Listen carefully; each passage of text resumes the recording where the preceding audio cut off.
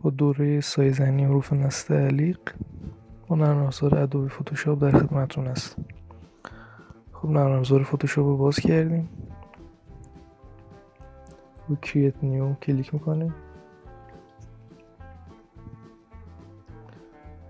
صفحه رو به ابعاد 1080 طول و ارتفاع انتخاب میکنیم. رزولوشن هم رو 300 گذاشتم، رو 72 هم میتونیم بذارید با بک‌گراند بلک. کریت رو میزنیم. خب تکست رو انتخاب میکنیم،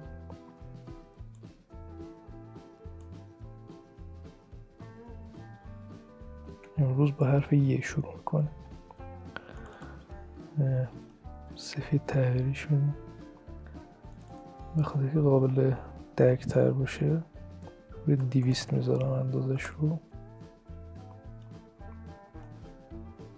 بله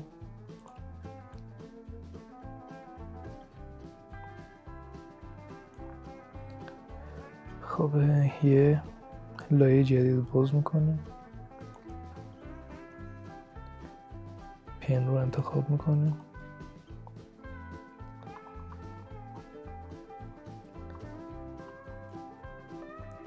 این قسمت بیشتر هم زوم میکنیم،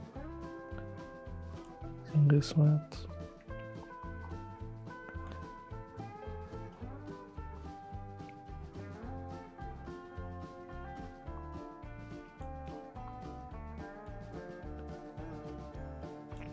هرچی به کنارها بیشتر نزدیک باشه طرحتون طرح قشنگتری خواهد بود.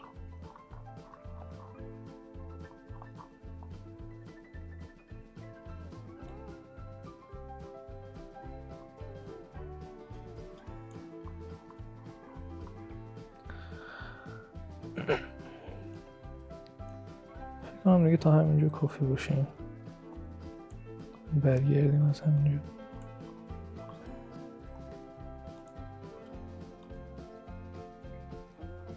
سعی کنیم دقیقا منطبق بر همین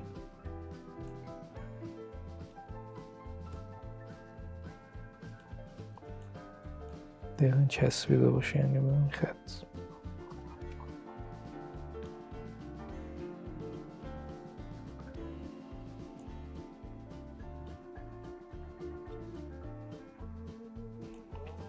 خب کنترل و اینتر رو میزنیم تا سلکت بشه و براش رو انتخاب میکنم. اپاسیتی رو میذاریم روی 40 کافیه اینجا.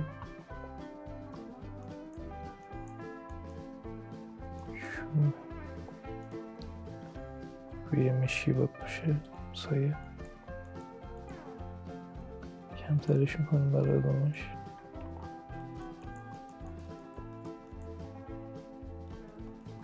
اینجا باید پررنگ تر باشه سایه‌تون نسبت به بقیه.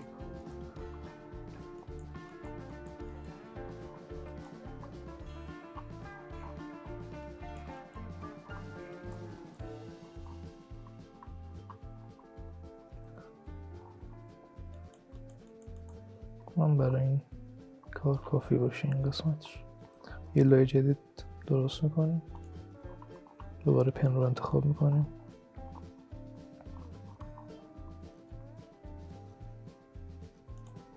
اینجا سعی میکنیم بازم به لبه خط سعی میکنیم که نزدیک تر باشه.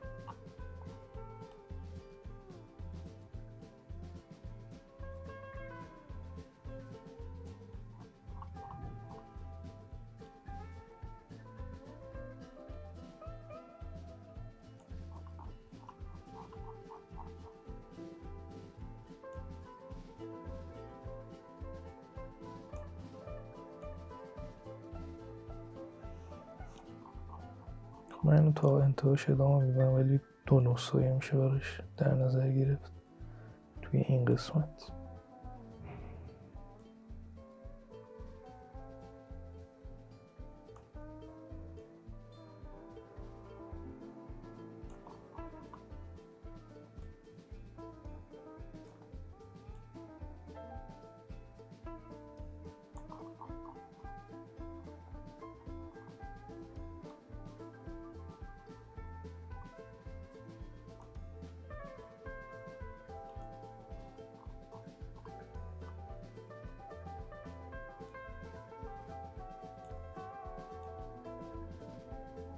این قسمت هم سعی میکنیم منطبق بر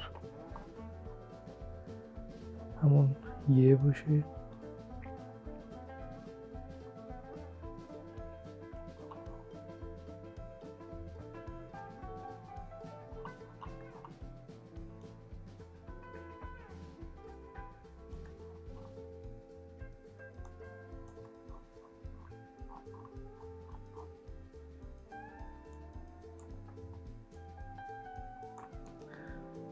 پایین تر انتخاب میکنیم که دقیق تر در بیاد.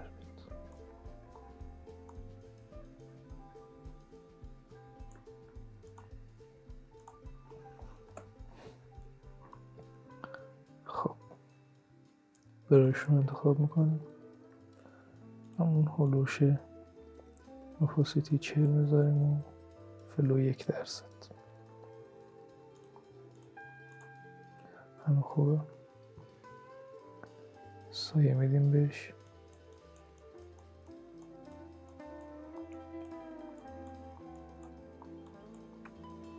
کمترش میکنیم حالا.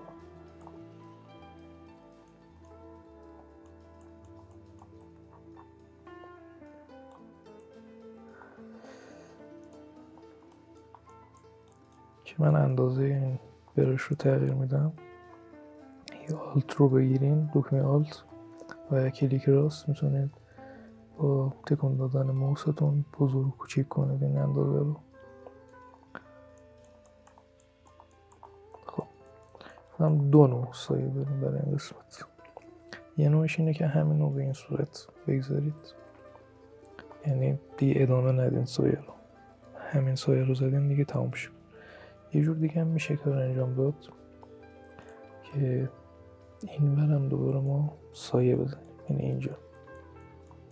خب این سلیقه یه دیگه، شما خوشتون بیاد این کار رو بکنید یا اینکه نه تا زیبایی کار تو فقط همون قسمت اول باشه.